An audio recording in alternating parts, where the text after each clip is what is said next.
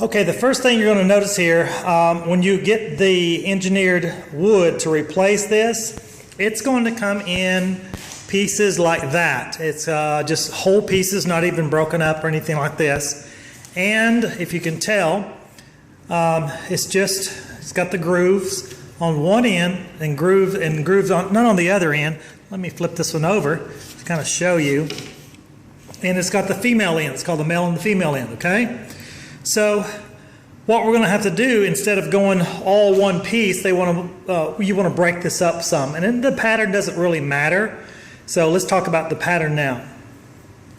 When you are getting ready to cut, this is a short piece and it's only going to go into a bathroom nook. So it doesn't matter about the male and the female ends right here or on the other side. All I'm concerned about is it fits in there from baseboard to baseboard. So this is 34 1/4, and you can tell right here I made this cut and I wanted to start it staggering.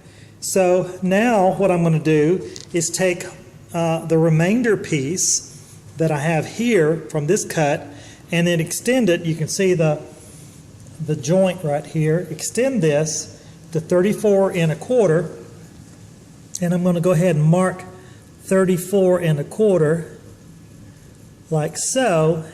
And what I do is I make my mark and then I'm going to cut to the right this time of this. So I'm going to put a little check mark like so, a little V mark, you see that, and then make my cut there. So I'm going to have a long piece and then a short piece, and then I'll stagger it as I go because I'm going to use the rest of this wood here to make my next cut, and then just break it up, long, short, broken up, and whatever. Random patterns, it does not matter. Now I have to warn you, when cutting, I'm taping with one hand, doing the video camera in one hand, and then holding this wood down the other. I am not going to make my cut holding a camera. But what I'm going to do is make this line right here disappear by the blade, and I want to get it right on. So I'm going to adjust this as I go and then make my cut. So the blade will be on the other side of that where the check mark is, on the other side of the line. And you can see here how I've done this. I've actually got the blade ready to go, and it's going to cut exactly on that line. And I'm going to have to stop recording here and make this cut, and then we'll see the finished end. Okay, so you can tell here's the little piece that I just cut, and here's the female end, and it's going to fit onto the male end. So I just take that and then slide it in, and it doesn't matter whether it's exactly, I'm off a little bit down here, so when I put this together it's going to match here exactly. But what I'm getting at is once this right here fits, this edge fits up against the baseboard, and my toe board is going to come down and cover about 5/8 of an inch or so. It's according to what thickness you have on your toe board. So that's going to cover up any imperfections that you have, for instance, in this case, if I did not fix it. We have all of this already set in, and we're now getting to the most difficult part of this, which is I want to put one solid piece up right in here all the way across. So I have just, I'm just going to call it a smidgen, if you will, and let me see if I get this loose. Here we go.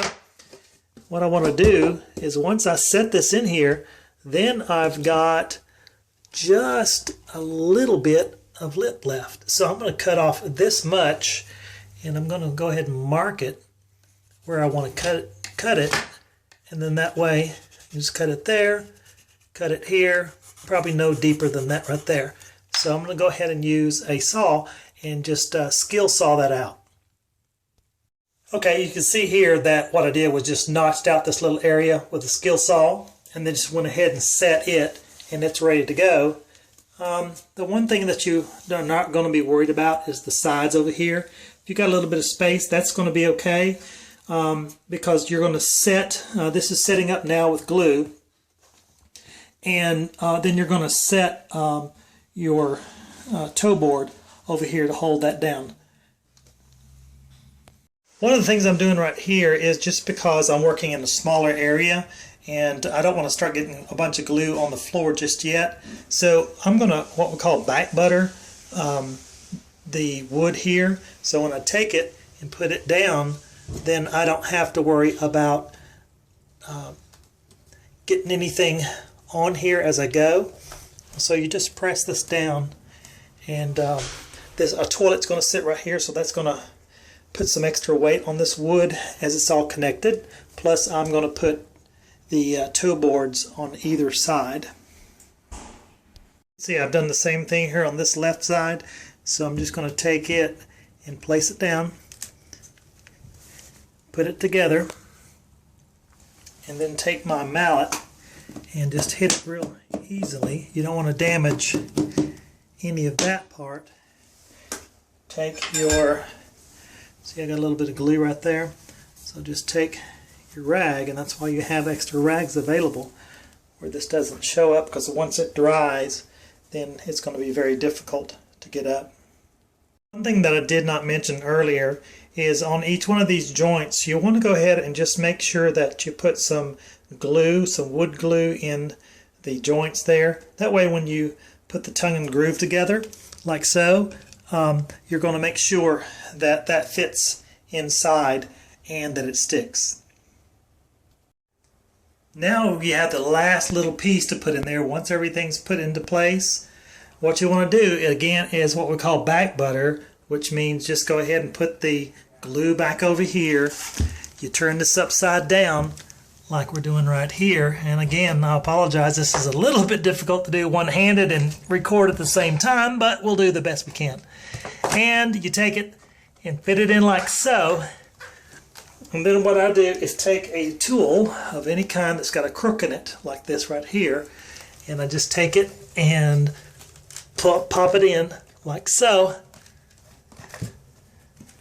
and just twist it until it pops into place. Now that's ready to go. Again, you're going to want to go in here, and before you set anything on here you want to go ahead and put your toe boards all the way around and install those, and then in this particular point I'm going to put the toilet back on.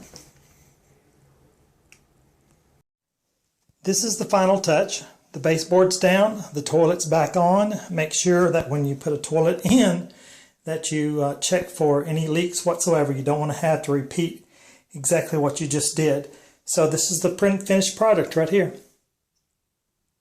This is Rick Patterson with the Handyman Toolbox. By the way, before you go, I want to encourage you to check out my other videos, and you'll see a link below. Click on it. The 1,000th person that subscribes to thehandymantoolbox.com gets a free tool. Go ahead and register now. See you there.